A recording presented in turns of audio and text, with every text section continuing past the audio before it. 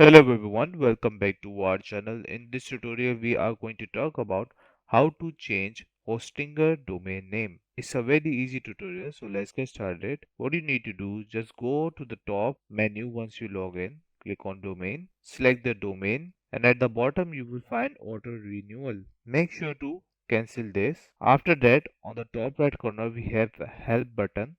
Click on this option, and we are going to click on payments and refund, and here you can see we can find that. Click on this, click on I want to get refund, and you can refund from over here. Once you get refund, obviously your domain would be not available. What you can do, just go back to domains and click on get a new domain, and here you can easily avail your refund with the new domain. This is the only way to change hosting a domain name. And that's it. I hope you like this video. Please subscribe. Bye bye and take care.